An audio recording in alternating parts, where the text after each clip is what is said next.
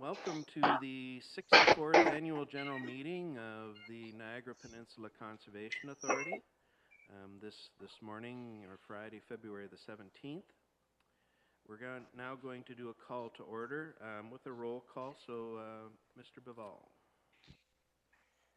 Good morning, everyone. Roll call beginning with Member Clark. Member Grant.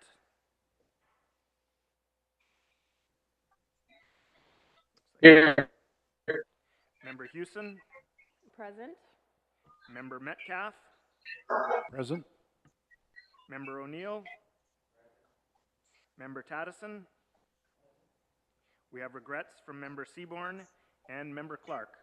Chair Foster. I'm here. Are you here or you're not here? We're okay.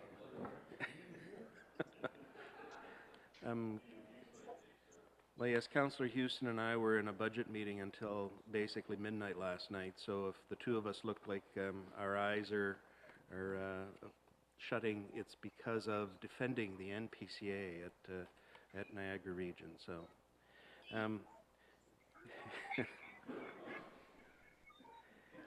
I do have a comment to make here. So, the Niagara Peninsula watershed is situated within the traditional territory of the Haudenosaunee, Attawandaronk, and the Anishinaabe, including the Mississaugas of the Credit, many of whom continue to live and work here today. This territory is covered by Upper Canada Treaties number 3, 4, and 381, and is within the land protected by the Dish with One Spoon Wampum Agreement. Today, the watershed is home to many First Nations, Métis, and Inuit peoples. Through the 2021 to 2031 strategic plan, we reconfirm our commitment to shared stewardship of natural resources and deep appreciation of Indigenous culture and history within the watershed. So good morning, everybody. Welcome to our meeting this morning. The first item we have to deal with is approval of agenda. Is there any changes or additions required to the agenda? Mr. Bival? Mr. Chair, I understand there's been a request to add a report with respect to the vaccination policy. It would appear under discussion item as the final item. Okay, thank you. Is there anything else anybody would like to speak or to change within this morning? Seeing none, Member Clark, can I get you to move that we accept the agenda? And Member Houston, can you please second that? All in favor? That is carried. Are there any declarations of conflict of interest this morning? Seeing or hearing none. So the next item is conclusion of 2022 business, and this is where I get to make a few final comments about our past year with the board and with the NPCA. Quite a smaller board that we're now going into with our next group, and all of these changes are coming into play. So it really has been an interesting year for us. All of us now have numbers in our heads, 109, 23, 39. All of these things are numbers that are going to have major effect on us as the Conservation Authority, as well as municipalities in and across Ontario. I have to give full credit to our staff. They have done a tremendous job of reviewing and bringing into play changes to policy that are required for us to make our appropriate future movements when it comes to the Conservation Authority. Leilani and her team with the policy, tremendous job. Thank you very much for everything that you did with that. I see Adam here this morning. I do have to say from a facilities point of view, top-notch year. We have acquired new properties. We're making changes to some of the properties that are there. Everybody in Lincoln is happy for some reason, so I thank you for that, Adam. Lee's next to that, the wizard of the finances.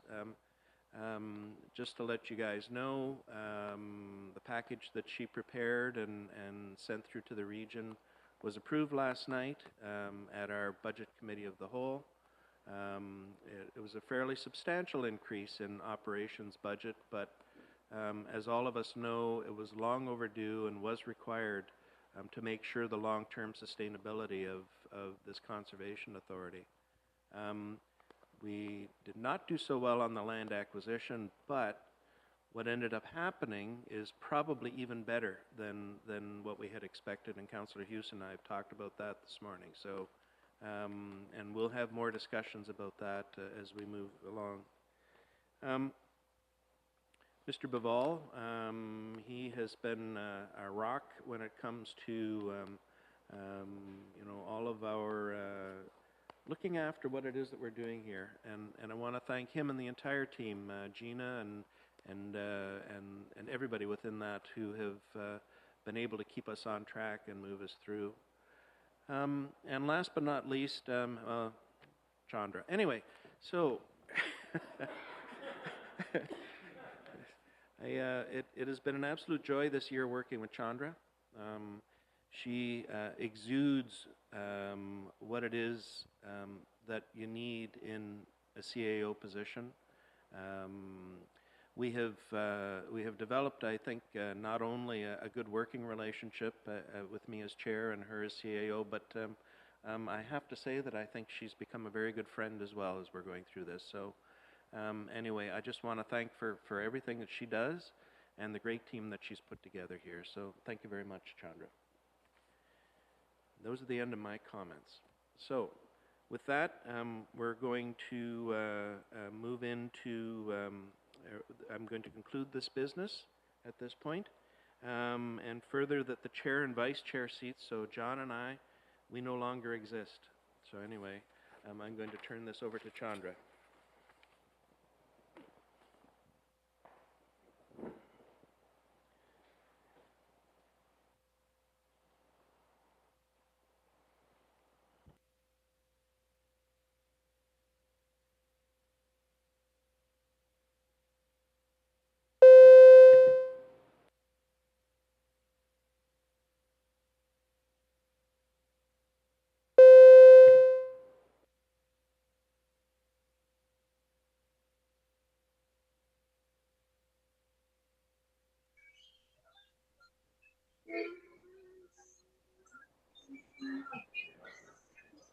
This one's a little different That's better. from the one I have. It just proved that whatever Rob just said is all wrong. I can't get a mic working this morning. Thank you, everyone, and good morning.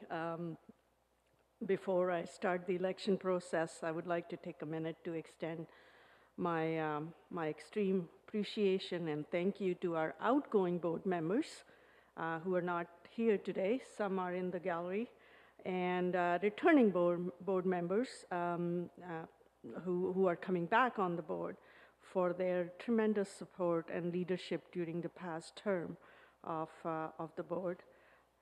We have made tremendous progress as an organization, as Member Foster said, and this transformation wouldn't have been possible without extreme leadership and hard work. Hard work came from staff, and your leadership went together.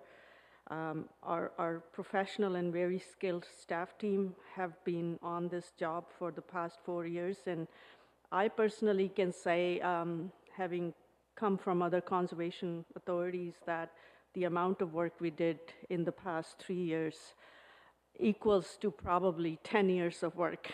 I'm not exaggerating that. It's just true. Chair Foster thanked our senior leadership team. I want to extend that thank you to our management team and staff. Misty is here, our human resources person. Our senior management team is here. Sarah leads the planning group. She's here. We have people from our water resources group. Steve is here, Steve Millen. And our Irene is here, our administrative staff. And at the back, we have Rob and Natalie and Gina. So thank you all who are here and staff who are joining us online today. A a preview of what we have accomplished over the course of last year will be presented to you in our year in review video later on the agenda. So you'll see the amount of progress we've made just in 1 year. We have turned the page and regaining our ground as a conservation leader, and we look forward to working with our new board. With that, I will have to ask our clerk to do the roll call again and go over the rules of the election. Good morning. Roll call once again, folks, beginning with Member Clark. Member Foster. Member Grant. Present. Member Hewson. Member Metcalf.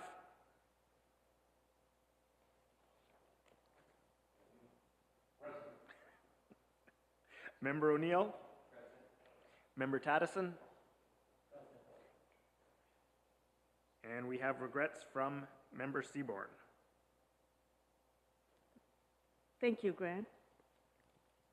With that, I'll start with the appointment of scrutineers. In an event that there is more than one nominee for either position of the chair or vice chair, a vote is held. Scrutineers are appointed for oversight of the ballot. So we have a motion in front of us that in the event of a vote for the position of chair or vice chair, Grant Bywall and Lise Gagnon will act as scrutineers. Can I have a mover and seconder? Member Foster, Member Metcalf. Thank you. Now I'll start with the election of the officers with the chair of the authority first. At this point, I would like to call for nominations for the NPCA board chair for the first time.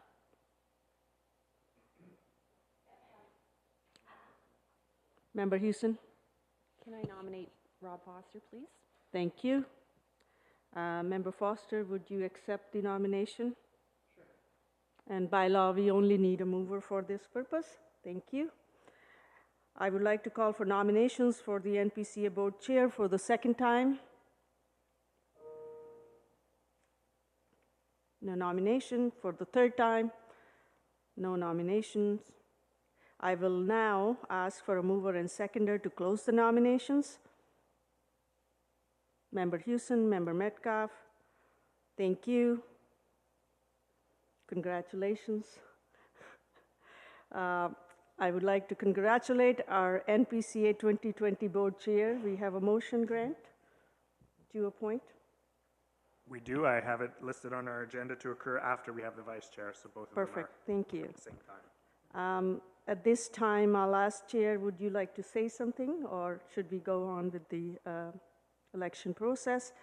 So with that, I would now start the process for the nomination of vice chair. Can I have... Madam CAO, I would like to nominate John Metcalf. Thank you. Are there any other nominations for the position of vice chair? Any other nominations for the position of vice chair? I'll close the nominations for the position of vice chair. I need a mover and seconder.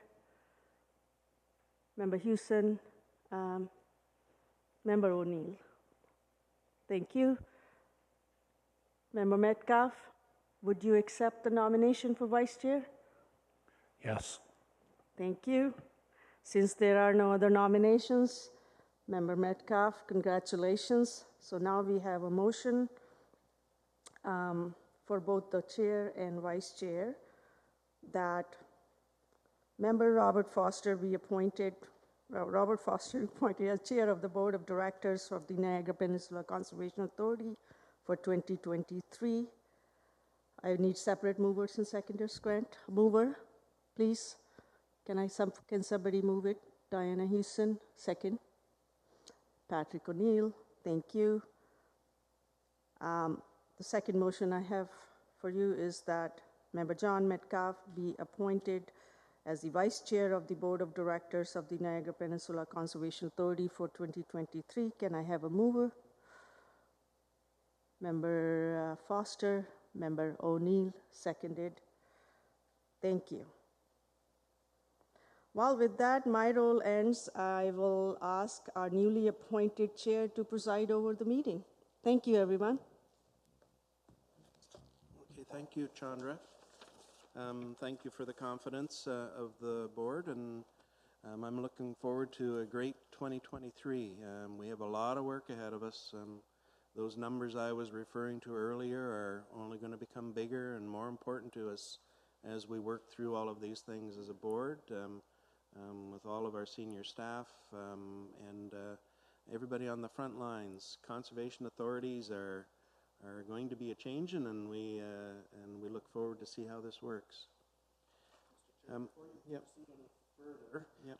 There's a resolution in your package to receive the list of appointed members for the 2023-2026 term. So, do we do a receipt of that, or do we receive and approve? What was your, just receipt? Okay. So,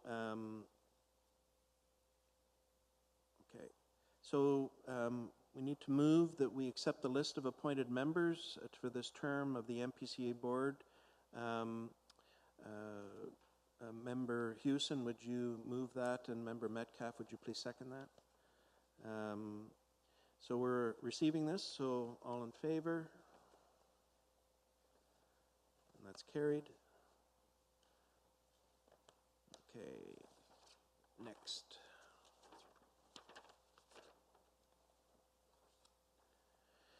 So now we have to do our appointment to Conservation Ontario.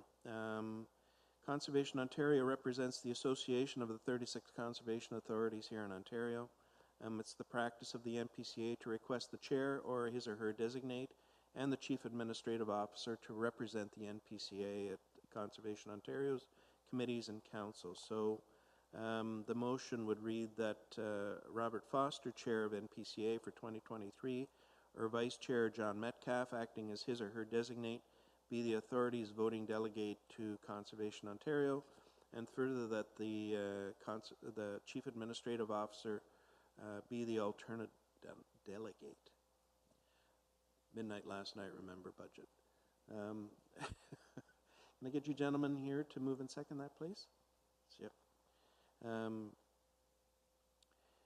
Any comments or questions on this? All those in favor? That's carried.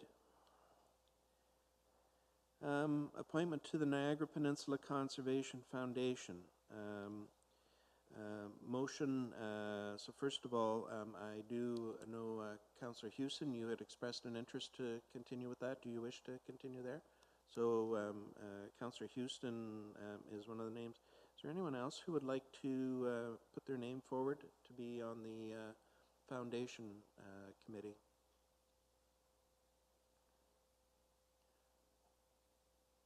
So we can also leave the position open at this point in time. And we do have at least one citizen that will be coming in from Niagara after we approve at the next council meeting. So there will be that opening that's potential there. So the motion is that Councillor Hewson be appointed to the Niagara Peninsula Conservation Foundation for 2023. Member Grant, can I get you to move that? And Member Metcalf, would you please second that?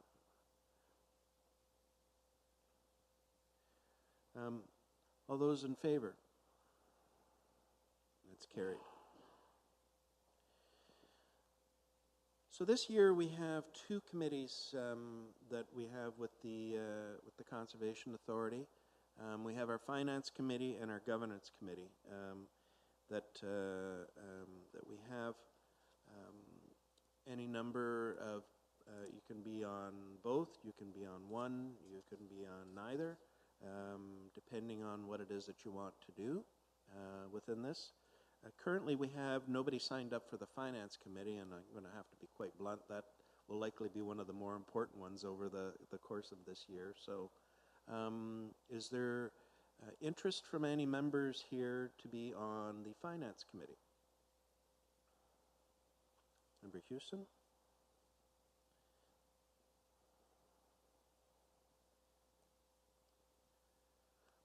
Member Grant, would you be interested in sitting on the Finance Committee? Catch him by surprise. Sure. You're not- Sorry. Nah, it's okay. I just had to unmute myself. Okay. Okay. I don't see anyone else jumping up and down in their seats, so we can leave a position open there as well at this point, and or we can appoint others as it's going on. I suspect we'll have more discussions on these committees at our next meeting, just to make sure that everybody knows the mandate of the committees and how they're going into place. So I think that's important. Councillor Metcalf and I sit on as ex officio on those committees, so just as an FYI. So, Member Clark, can you please move that we accept Member Houston and Grant on the Finance Committee? And Member Metcalf, would you second that? All those in favor? That's carried. Governance Committee. Yes, I do know Councillor Seaborn, who's unfortunately away on a sunny, warm vacation somewhere, wanted to be on the Governance Committee, and I know Member Clark as well. Anyone else wish to be on the Governance Committee?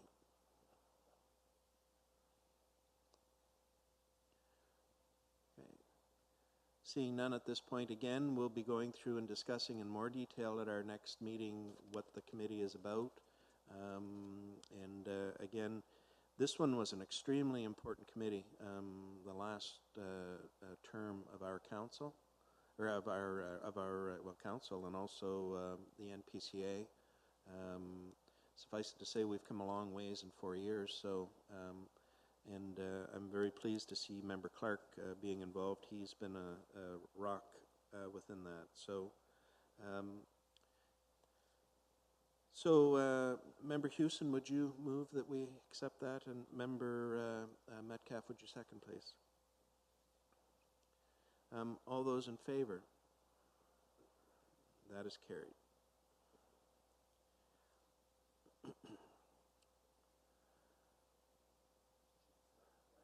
Yeah. So signing officers, right? Okay. So we got to move that Foster and Metcalf. Okay. Oh, okay. So we don't have to do that one. Okay, thank you very much.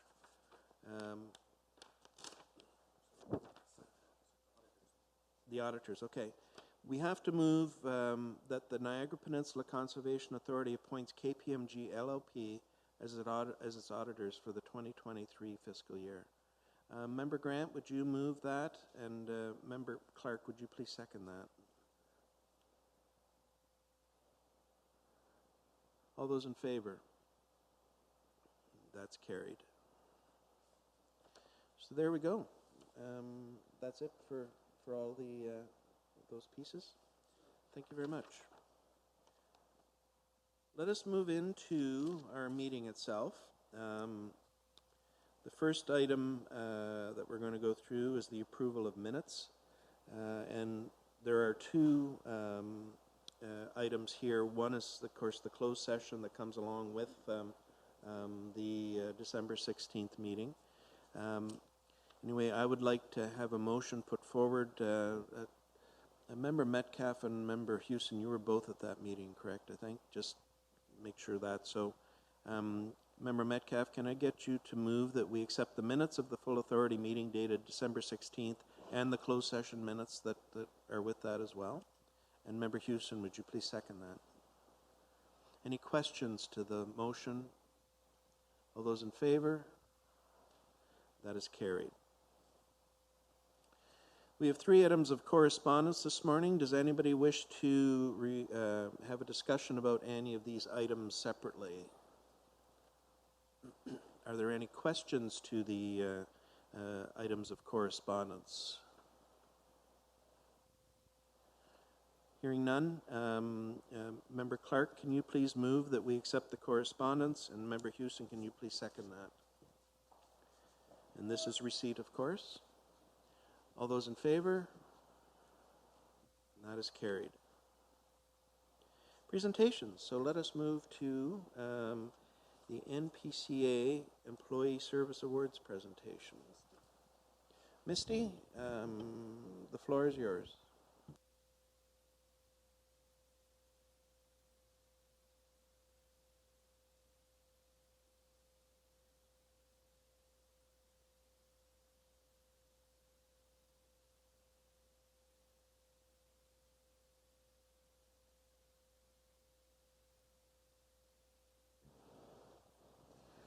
All right, good morning.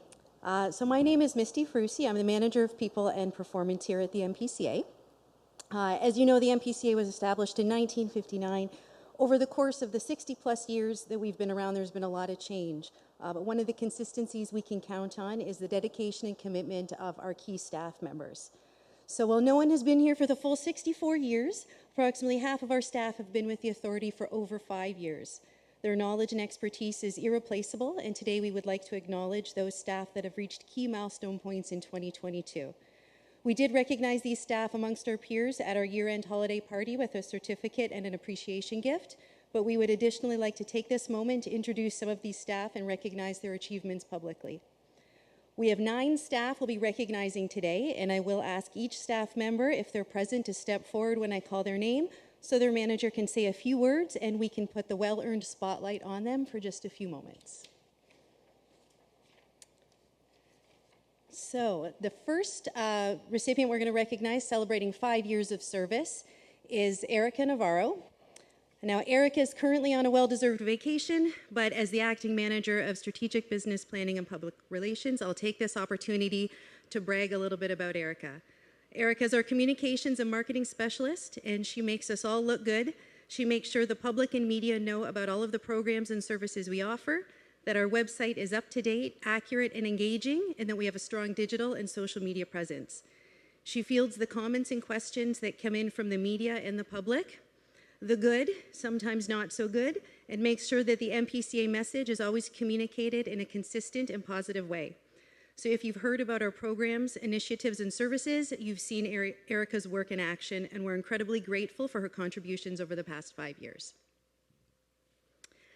Next, for 5 years of service, we'll recognize Natalie Green.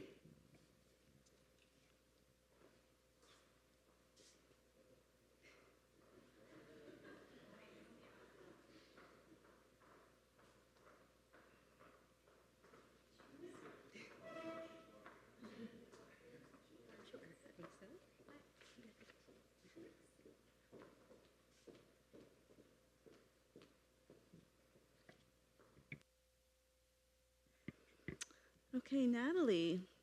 In 2017, Natalie Green joined the NPCA as the Niagara River RAP coordinator.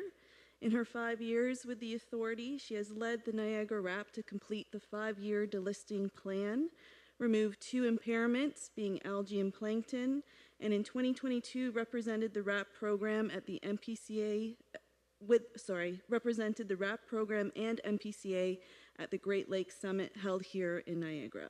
She also helps push many important initiatives forward, like land securement strategy, climate change, and the Indigenous Working Group. Merci, Natalie, for all your contributions to the NPCA.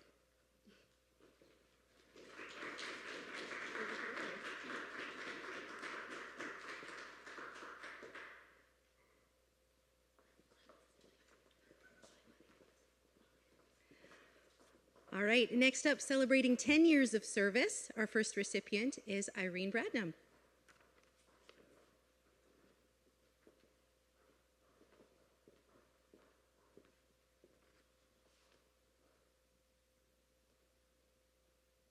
Come on up. So in 2012, Irene took the helm at our front counter, and I often wonder where would we be without her. For the last 10 years, she's been the voice and face of our department, working with landowners and members of the public who are looking for information and in need of work permits from the NPCA. She ensures people's questions are answered and makes sure that I get those permits out every week. Thank you, Irene, for all you continue to do for the NPCA. You're always appreciated.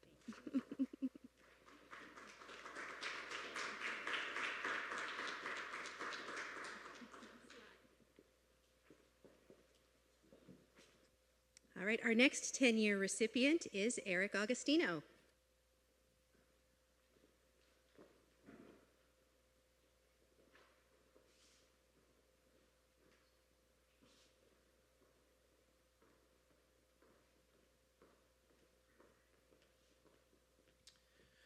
Good morning, Mr. Chair, ladies and gentlemen of the board. My name is Steve Miller. I'm Senior Manager of Infrastructure Engineering here at the Authority. Ladies and gentlemen, you should be proud. The Niagara Peninsula Conservation Authority has one of the premier water quality monitoring programs in the province. Eric Augustino is a big part of that. To determine the quality of water on the ground and below it, we need to take samples, lots of samples. And Eric is the guy spearheading that sample program. During his time here, he's collected over 6,700 surface water quality samples. Now, there's a couple of ways to determine the quality of water. One is to grab a sample, but that just tells you what the condition of the water is like at that moment the sample's taken. Another way is to collect and study the critters, the bugs and the worms that live in and around that watercourse. Some of those critters only live in very clean water, and their presence or absence can tell you a lot about the condition of that watercourse. During his time here, Eric has collected, analyzed, and cataloged over 33,000 critters. I'm very pleased to have Eric as part of my team, and I'd like you to join me in applauding his dedication, service, and commitment to driving the water quality program forward. Congratulations, Eric.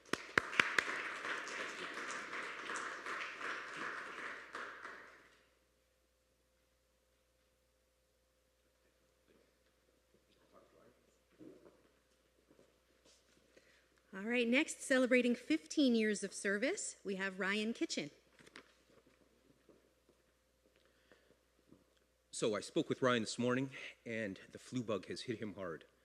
So he's very disappointed. He would have liked to have been here with us today. Briefly, a few words. Ryan is our flood risk management officer.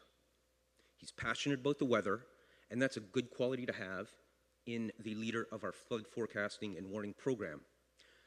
The flood forecasting and warning team every day takes a look at the condition in our watershed, the water levels from stream and Great Lakes gauges, the forecasts coming out of Environment Canada, and when required, he's the one that issues those flood bulletins, scouts around during the event, and coordinates with municipal emergency coordinators.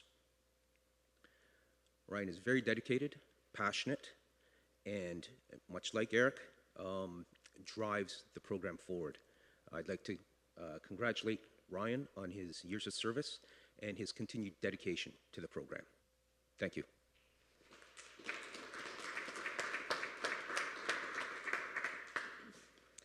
Our next 15-year recipient is Nathaniel DeVos.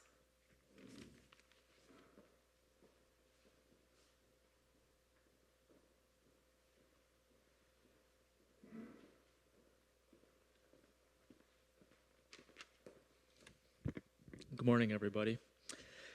Happy 15th anniversary, Nate.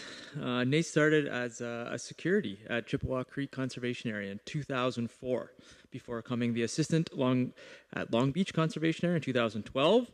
Nate eventually became the Balls Falls superintendent in 2015, and now is our park manager at Chippewa Creek Conservation Area. As you can tell, Nate has a wealth of knowledge within all of our day use conservation areas and is used for a lot more than just managing the park at Chippewa Creek. Nate has also been an integral part in moving many of our programs online, like our reservation system, and using his extreme technological skills that I do not have. So it is much appreciated. Nate, congratulations on your 15 years.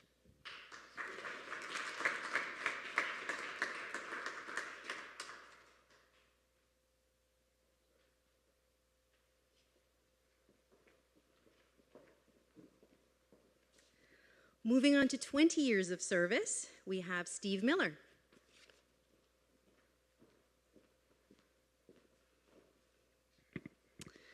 So Steve joined the NPCA in 2001 as an engineer for the authority, but he's worn many hats and continues to. From plan and permit review to managing our floodplain mapping updates, shoreline hazard management plans, representing the NPCA on multi-stakeholder working groups, and overseeing critical infrastructure upgrades to our dams and our conservation areas.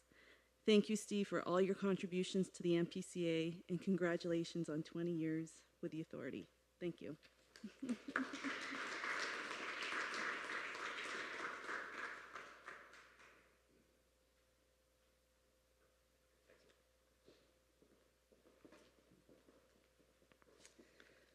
Our next 20 years of service recipient is Sarah Mastriani.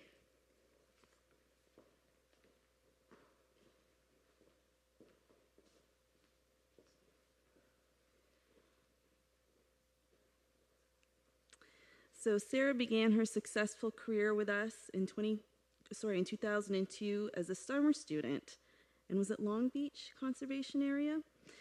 She really is the backbone to our planning and permit team, and I often look to her for her knowledge of our watersheds and our planning history and for advice. Having started as a student, she's progressed to one of our leaders, and she trains and mentors our next generation of planners.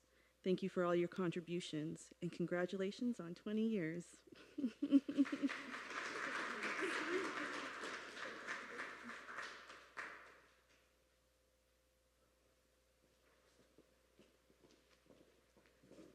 All right, and our final recipient, who has perhaps more than 20 years, but I can't say the number because you'll think we hire children here. So Kim Froelich. No, okay. Unfortunately, Kim isn't with us today, but Kim is our ecologist in our watershed strategies and climate change team. And she's been with us for an undisclosed amount of time, but of all our staff, she's probably spent the most amount of time out in our conservation areas and within our watersheds, monitoring, researching, and understanding our unique landscapes and habitat. Her knowledge of all our watersheds, nooks and crannies is invaluable, and we thank her for all she's done for the organization and from our fur and feathered friends. So thank you, Kim, wherever you may be today.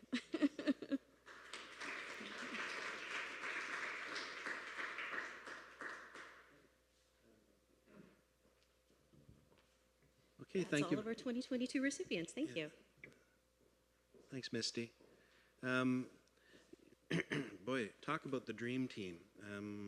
All of these people on here have had a huge effect with the NPCA, and now I got to say, first of all, with Irene,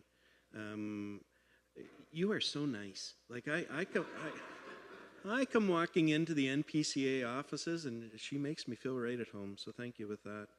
And just the one person out of all of this, and you can tell Ryan when you see him, is that I hate getting emails from him.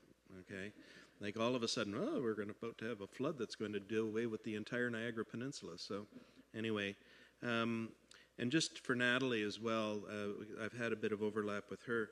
You'd be surprised how your name gets bantied about in circles that I did not know that they knew who you were. So, anyway, well done on all the work that you do. Yeah, we'll keep it down low. Thank you very much, everybody. So now let us move on to our next presentation, which is the NPCA Year in Review video.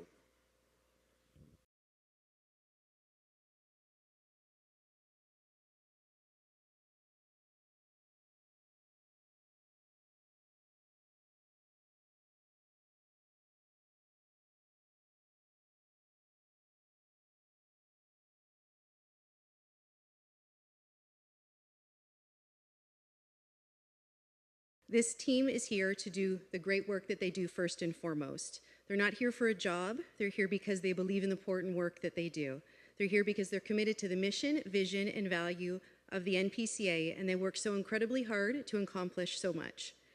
Putting together this video to highlight everything that's been done in 2022 over the course of 3 minutes is no easy task, and I want to acknowledge our multimedia specialist, Rob Petrullo, who was able to capture so many achievements in a dynamic and engaging way. Further, though, this video will highlight the NPCA successes for you, our board, for the public watching, but also give our fantastic team an opportunity to reflect on what we've accomplished over the course of 2022. On behalf of the senior leadership team, I'm incredibly proud of what our staff have accomplished and would like to commend each and every one of them for their continued work and dedication in bringing nature to all. And with that, I hope you enjoy the video.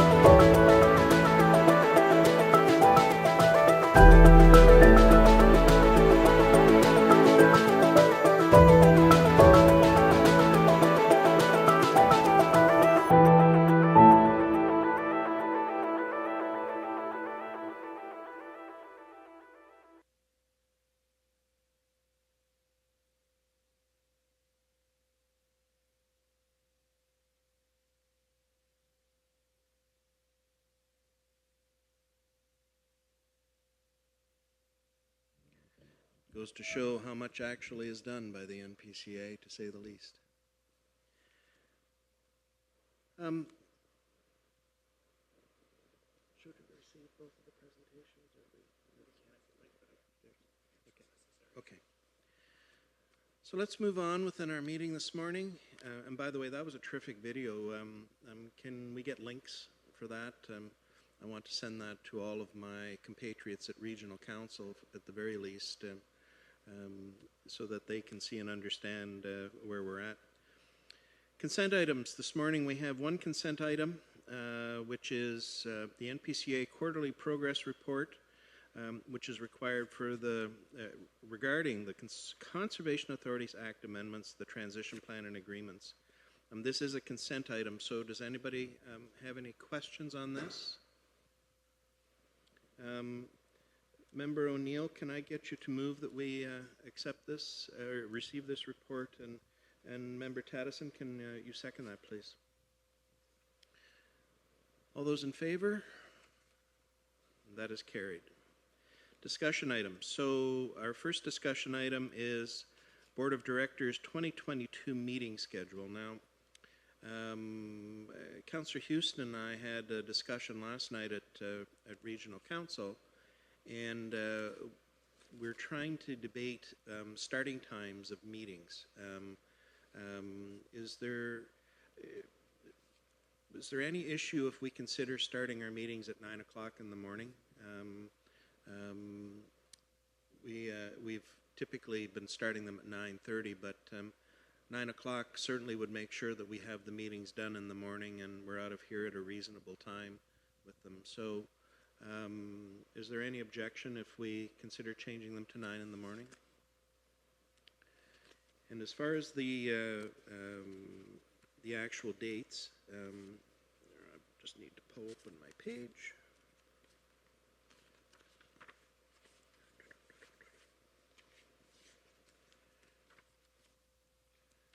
Mr. Bival, do you got that handy? What's that? Okay. Yep.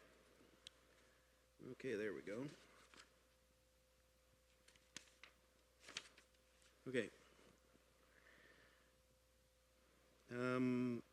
This is the layout of what we're doing now. We've been back and forth on the day of the week that we meet. It previously was not Fridays, but we made the decision this past term to go to Fridays for the NPCA board meetings. I have not heard from anyone saying that's a good or a bad thing. So I'm assuming that we're still good with continuing with Friday mornings as our board meetings. And also the layout of the other meetings has been put on here. The meeting agenda is not particularly onerous, but there are times of the year, for instance, with the Finance Committee, that we do have to meet to go through and ensure that we're prepared for budget, etc. So, anyway, with that, can I get Member Clark to move that we accept the meeting schedule for this year? And yep, Can I just go ahead. clarify, do we need an amendment on the time, or are we just accepting that we're moving to a 9 o'clock start? I would suggest that I'm looking at Grant, and he's got this look of yes, yes, yes. So, yes, so let's make an amendment to that our starting time for board meetings will be 9 o'clock at these time slots. Okay, well, we'll make it a friendly amendment. So we got Member Clark. Are you good with that as a friendly amendment? Yes, and Member Houston, second that, please. Any questions or any comments? All in favor? That is carried. Second is updated administrative bylaw, and this is required for approval. Chandra, do you wish to speak to this, or Mr. Bival? Okay, I guess I'm going to speak to this. Most of these changes incorporate our prior or consolidate our prior two bylaws. We made some amendments in the past to deal with electronic meetings, so it certainly consolidates that into this copy. It also updates the bylaw to reflect our new membership composition and some of the changes as a part of the legislation that's been enacted in the last little while. Other than that, I think that's the bulk of the changes. Thank you. Are there any questions on this for Mr. Bival or our CAO? Can I get Member O'Neill to move this, and can I get Member Metcalf to second this, please? All those in favor? And that is carried. Next is the report concerning Niagara Peninsula Conservation Authority appointment of regulations officer, and this also is for approval. Can I get Member Tattison to move this and Member Houston to second this, please? It's on the floor. Any questions or any comments to this report? Seeing none, all those in favor, please. And that is carried.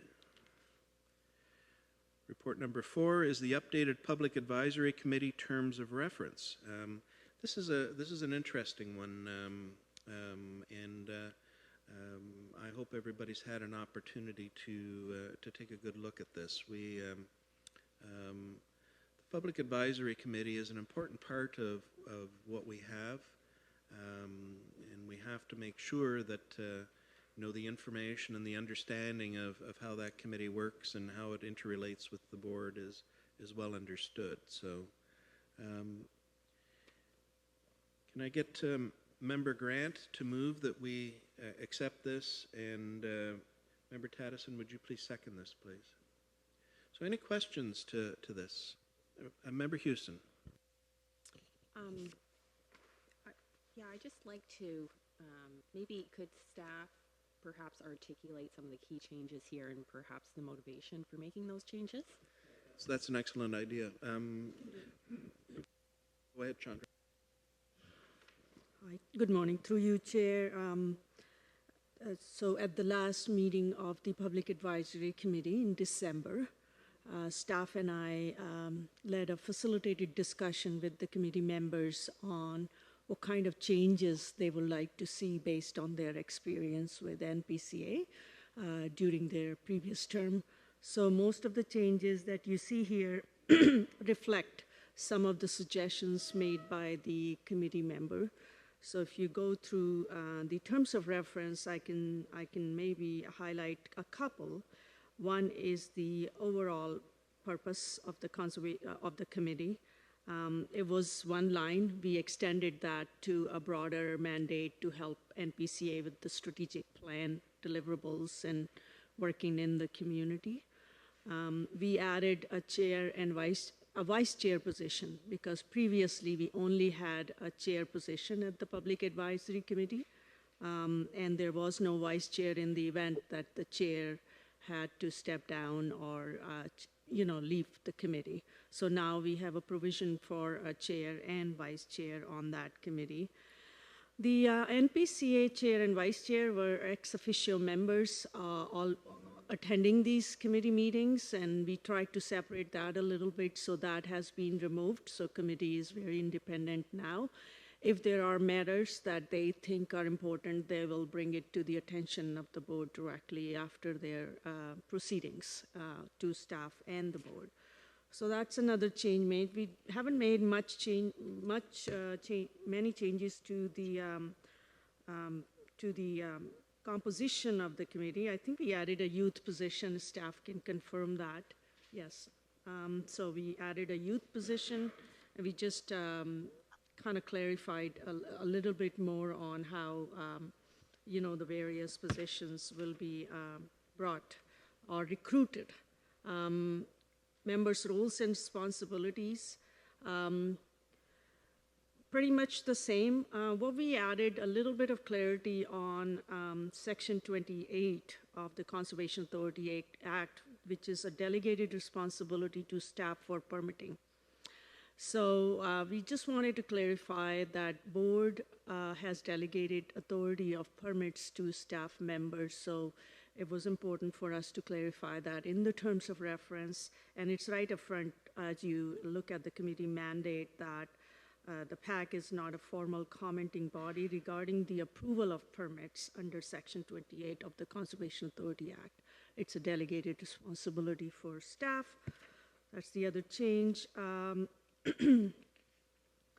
think those were the main changes pretty much, and the rest is the same. Thank you. Thank you for the clarification through the chair. I appreciate that. I think they make a lot of sense, especially the vice chair position. Just curious, as our board members are open for public to attend, is the public advisory also open for others to attend? Correct. Yes, okay. Thank you for that. Thank you, Member Houston. Any other questions or comments? Seeing none, we have moved and seconded this, right? Yeah. All in favor, please. And that is carried. The last item, and this was the one that was added in our earlier discussion, and this is regarding the COVID-19 vaccination policy. Just as an FYI, Niagara Region has remove this, and we had been following relatively closely with Niagara region as far as policies in this particular public health area. So what's on the floor is that report FA 0823 re-COVID-19 vaccination policy be received, and 2, that the current vaccination policy dated September 2021 be rescinded. Member Clark, can I get you to move that, please? Member Metcalf, can I get you to second that, please? Any questions or comments? Seeing none, all those in favor? And that is carried. Committee reports. Well, we don't have any committee reports today. Motions. Does anybody, or we don't have any motions, but are there any notices of motion today? Seeing none. New business. Niagara Peninsula Conservation Foundation update. So, Chandra, do you want to say a few things on the foundation at this point? Thank you, Chair. Through you. The foundation, since our last meeting, has met and dealt with some very important business because we are gearing up to launch a $5 million campaign. So the foundation looked at the campaign fundraising strategy background report that made several recommendations to the foundation on how to go about doing that and what to look at. So that report has been approved. The foundation also has updated their work plan, and there are some important fundraising initiatives that will be launched this year along with the campaign strategy. At this point, we are, the foundation chair, Tom Insina, is also leading the charge to recruit more members to the foundation, to also have representation from our 2 participating other than Niagara, Haldimand and Hamilton as well. And we've reached out to several people with fundraising and other expertise to bring them on board on the foundation. As well, there is a campaign committee that needs to be constituted to help with the campaign. And during the study and interviews that we did in the community, it was very encouraging that the members of the community see the progress NPCA and the foundation has made. There are people out there who are willing to give to NPCA and the foundation for the cause. We laid out 4 key areas of investment for the foundation.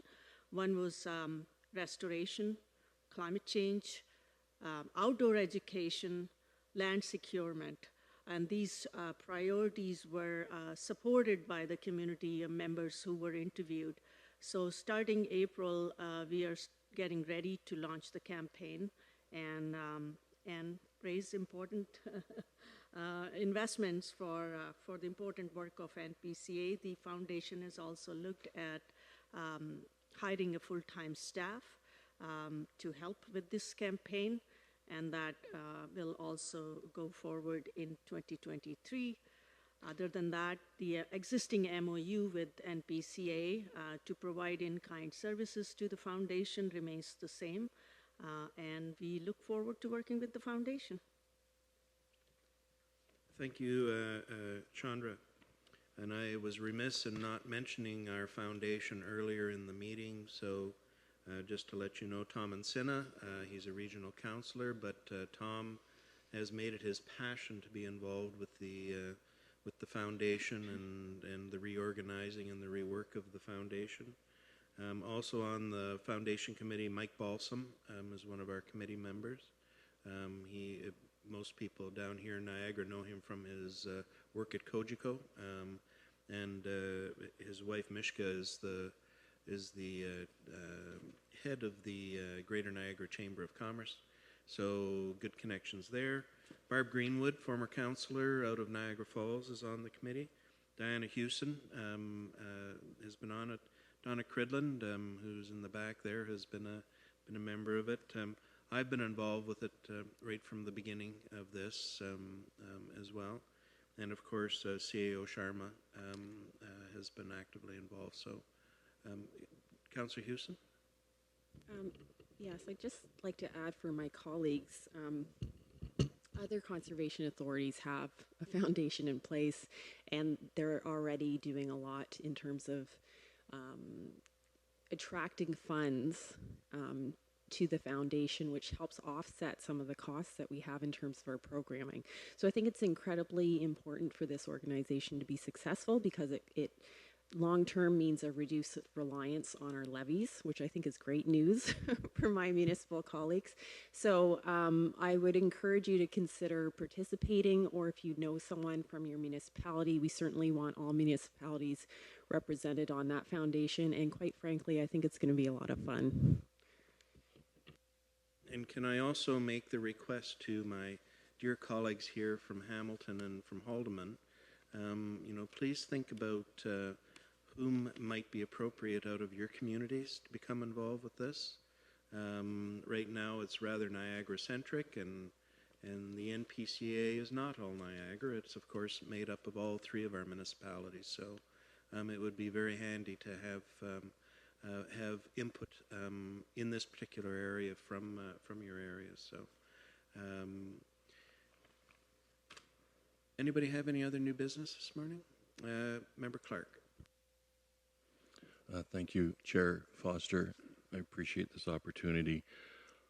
I just wanted to make a quick comment, if I may.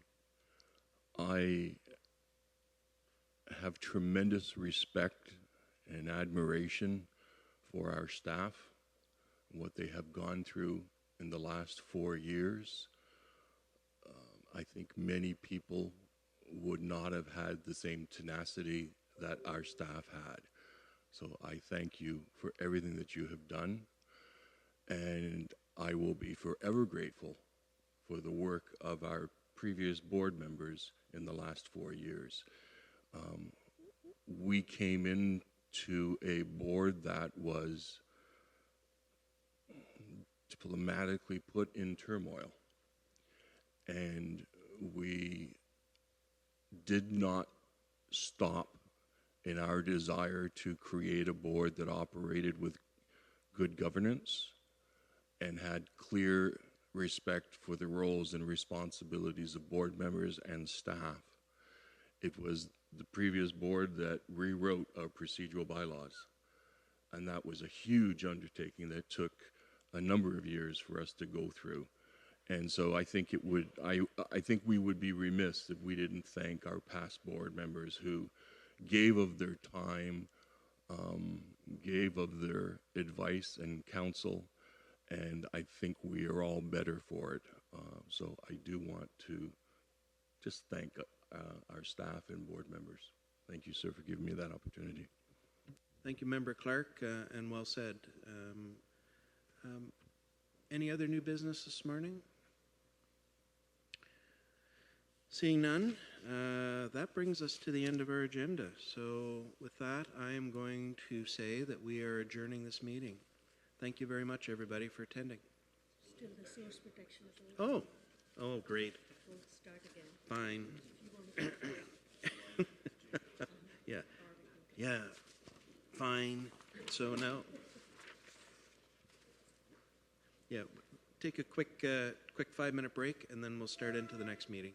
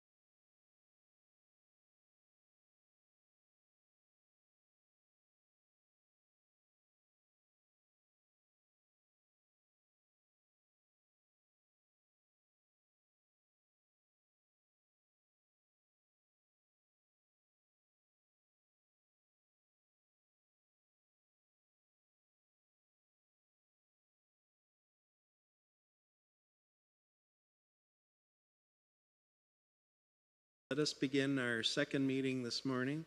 And this is the Source Protection Authority. And obviously I was in a big hurry to get out of here, so I forgot about this meeting. So as you as new board members, we do have differing areas of responsibility as part of the NPCA, and this is actually one of the major functions within this. So, and we do have occasional meetings that go on with this as well. So, with that, I'm going to ask Mr. Bival to do a roll call once again. Good morning once again, folks. Roll call beginning with Member Clark. Member Grant. It doesn't appear that he's logged on either. So. Member Hewson. I'm here as well. Member Metcalf. Yes, present. Member O'Neill. Member Tattison. Present. We have regrets from Member Seaborn and Chair Foster. I'm here and I'm not regretting.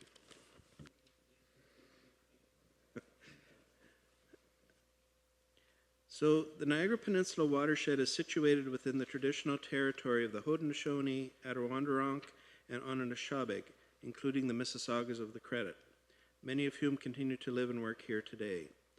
This territory is covered by the Upper Canada Treaties number 3, 4, and 381, and is within the land protected by the Dish with One Spoon Wampum Agreement. Today, the watershed is home to many First Nations, Métis, and Inuit peoples. Through the 2021-2031 Strategic Plan, we reconfirm our commitment to shared stewardship of natural resources and deep appreciation of Indigenous culture and history within our watershed. Approval of the agenda. Are any additions, subtractions, changes to the agenda required? Not hearing any. Member O'Neill, would you please move that we accept the agenda? And Member Tattison, could you please second that? All those in favor, please. That is carried. Any declarations of conflict of interest? Seeing none. Approval of the minutes. So we do have some minutes from the November 18th, 2022 meeting. Member Clark, can I get you to move that we accept those minutes? And Member Hewson, would you please second that? Any questions to the minutes? All those in favor? That's carried. Thank you. There's no correspondence this morning, but we do have a presentation. David DeLuce is going to be providing a PowerPoint presentation about source protection and hydrology. He's the I'm sorry. I'm getting this mixed up. Thomas was that. Yeah, so it's the Niagara Peninsula Source Protection Area Overview and Updates. So with that, David. Thank you, Mr. Chairman. I will just attempt to share my screen.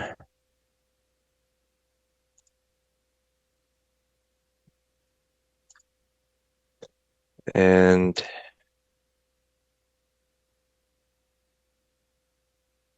sorry, bear with me here.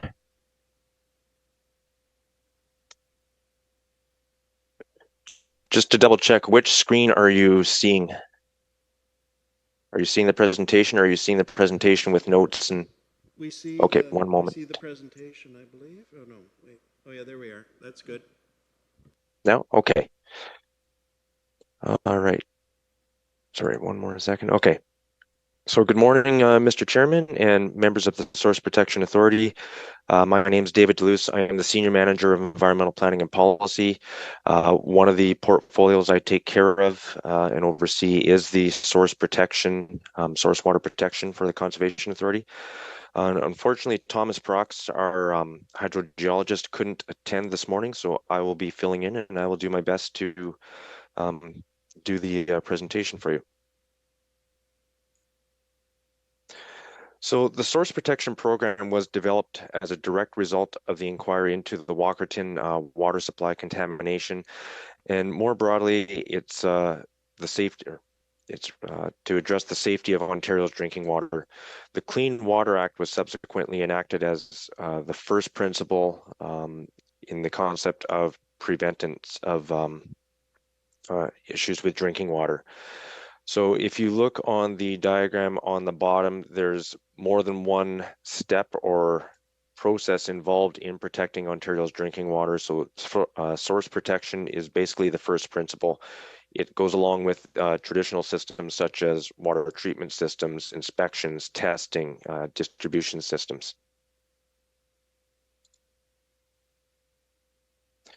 So the source protection program, it was the Clean Water Act established 38 source protection areas within the province, and those are generally based on Conservation Authority boundaries. Source protection plans are now in place for municipal residential drinking water systems within 38 source protection areas, representing approximately 90% of the population within those source protection areas. And just a little point on that, the source protection policies apply only to municipal drinking water systems, unless a municipality has specifically identified a private water system to be included, and hence why you have that 90% of the population within source protection areas are protected through the source protection policies. The remainder would be private water systems. So this map is all the source protection areas within the province under Regulation 284 of the Clean Water Act. So generally speaking, the source protection areas are delineated based on Conservation Authority boundaries, and where it made sense to do so, certain source protection areas were grouped into larger source protection regions. Also, in a couple of instances, there are source protection areas where there were no conservation authorities present. So in Niagara, we are one of 9 other CAs that exist as a standalone source protection area. And we are not partnered with any other source protection areas to form a source protection region. A good example would be City of Hamilton. Their source protection authority is partnered with Halton Conservation Authority. So Halton and Hamilton Conservation Authorities make up the Halton-Hamilton source protection region. So all of the source protection areas and source protection regions form 19 unique areas, each with their own source protection committee. And as you can see from the map, there are several conservation authorities grouped together under one color. Those are what are known as the source protection regions. Again, here in Niagara, we have just one source protection area governed by the Conservation Authority, or when it's wearing its source protection authority hat, I should say. So this map is the source protection area, the Niagara source protection area, and it shows the different municipal drinking water systems and their vulnerable areas in the case of intake protection zones. We'll talk about that in a moment. The 6 plants are Grimsby, which comes from Lake Ontario, DeQ, Welland, Port Colborne. Those all draw their water supplies from the Welland Canal. The Rose Hill, which is in Fort Erie, and Niagara, which draws from Lake Erie, and then Niagara Falls, which draws from the Niagara River. Now, the source protection process in developing a source protection plan starts off, actually it's not listed on the diagram, but it starts with development of a terms of reference for undertaking the work.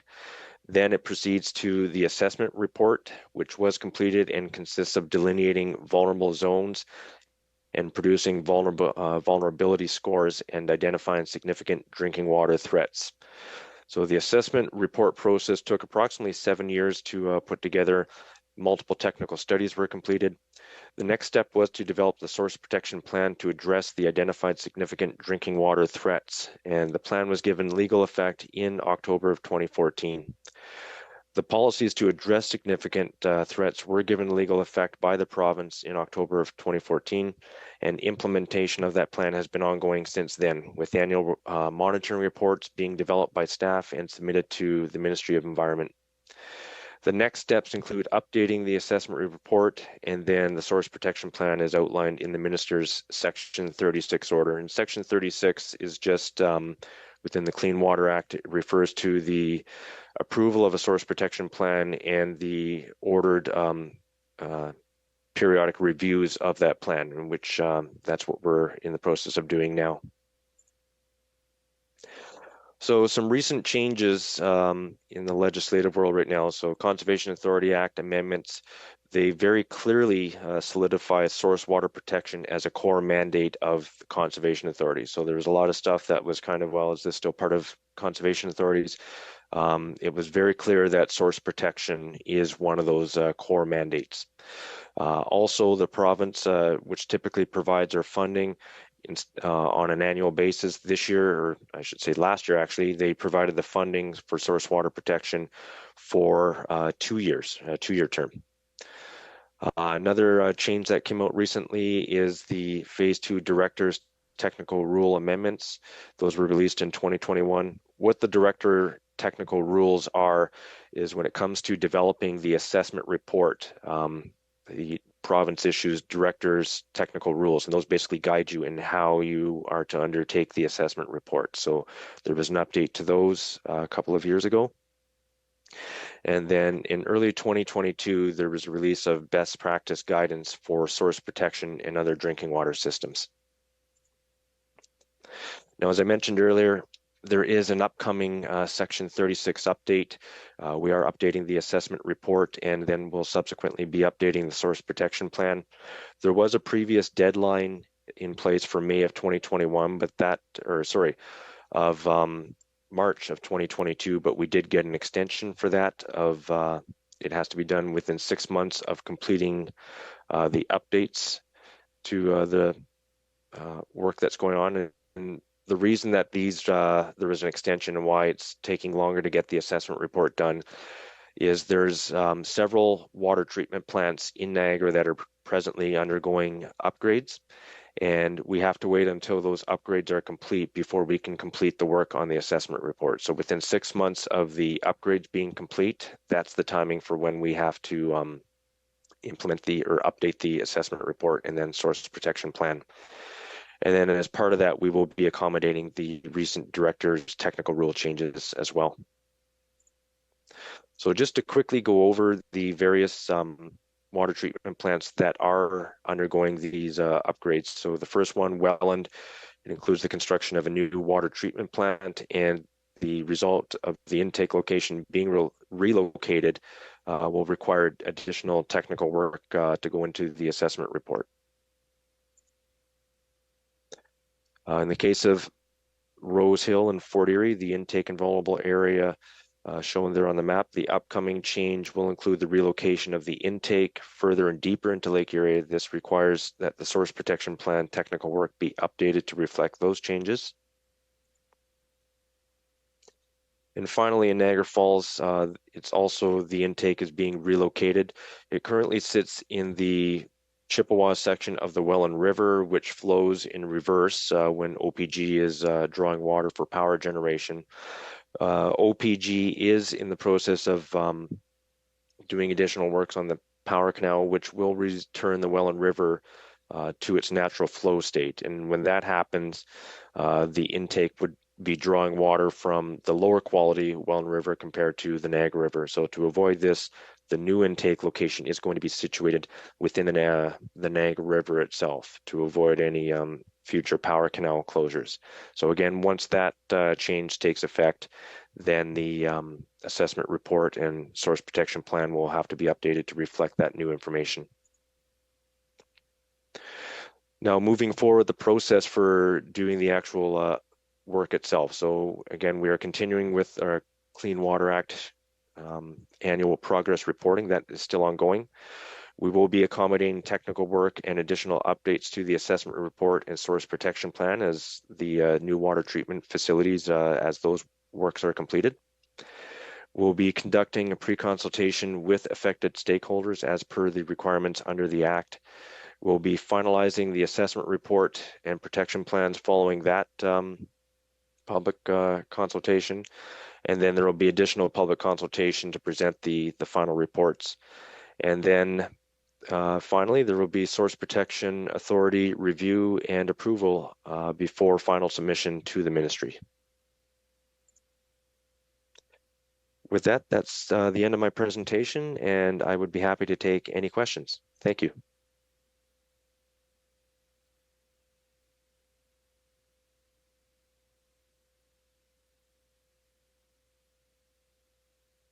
Okay, thank you very much, David. Any questions for David at this point? It's kind of interesting, and I think Councillor Hewson probably is thinking the same thing. It's interesting, the intersection between what we do at Niagara Region and this particular file. Massive amounts of money are being spent on all of these plants in and through Niagara for a variety of reasons. And so, and in my opinion, some of this long overdue. So anyway, go ahead, Councillor, or Member Hewson. Thank you. Actually, it did strike me as we were through the presentation that we are building a new water treatment plant, which hasn't quite come into play yet. But I'm wondering, does the Source Protection Authority interact pre-construction? Like, is there some type of role to inform what's happening there, or do we typically get involved after the facility is in place? That's a really good question. I don't know, David, do you have a comment on that, or CAO Chairman? We'll start with you, David. Through you, Mr. Chair. I'm not sure how the Source Protection Committee directly participates in the review of, typically those upgrades will go through an environmental assessment, and certainly the Conservation Authority is circulated that, and then staff would be involved in those kind of upgrades. In terms of the Source Protection Committee itself, I would have to check with Thomas to see. I don't think we've necessarily taken any of the environmental assessment documents to the committee itself, but I don't know if CEO Sharma has any insight to that as well. Thank you, David. Through you, Chair, I can only confirm that any construction of a new plant or anything else goes through the same planning process as anything else. And the risk management officials from an operating perspective who are at the municipality also sit on the Source Protection Committee, so there is that connection. So the committee and the Source Protection Authority is responsible for policies and how those policies are implemented on the ground. Any new construction goes through the planning process the way it should have gone otherwise. I was just curious because I feel like this is kind of new ground for us, so thank you for answering my question. Thank you. And for those of you from Hamilton and Haldeman, Member Hewson is talking about the new wastewater treatment plant that we're building in Niagara Falls. It's a critical piece of both infrastructure that's required for a fast-building part of Ontario, but also our economic development into the future. It's a required piece of infrastructure. We're talking about $400 million that's coming into play with that. At this time, who the heck knows what the real price is going to be. So, but anyway, it's a major project that's going on this term at Niagara Region. Thank you very much, David, for the presentation. Member Metcalf and Member Hewson, can you move and second that we receive this presentation? All those in favor? That is carried. We have no delegations. We have no consent items. We do have 3 items of discussion this morning. So the first is the SPC member appointment. It is a confidential motion, or a confidential report that everyone has received. Just a second here.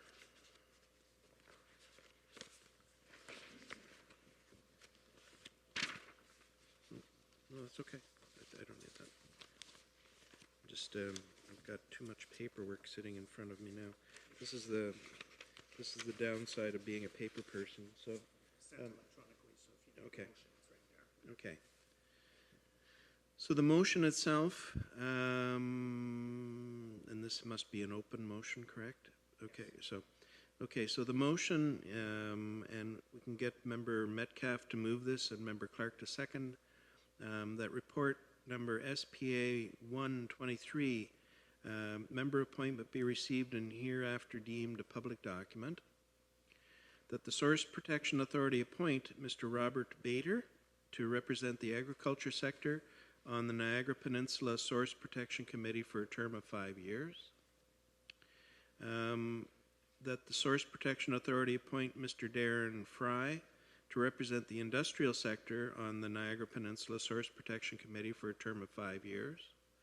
And that the Source Protection Authority appoint Mr. Aidan Willems to represent the public at large on the Niagara Peninsula Source Protection Committee for a term of 5 years. Any questions to this motion? All those in favor? That is carried.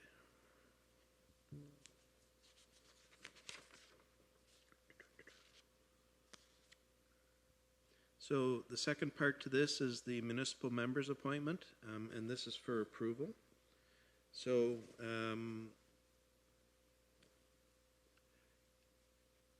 the resolution is that report number SPA 0223 member appointment be received, that the Source Protection Authority appoint Councillor Encina to represent Niagara Region on the Niagara Peninsula Source Protection Committee for a period of 4 years ending on November the 14th, 2026, that the Source Protection Authority appoint Councillor Shurton to represent Haldimand County on the Niagara Peninsula Source Protection Committee for a term of 4 years ending on November 14th, 2026.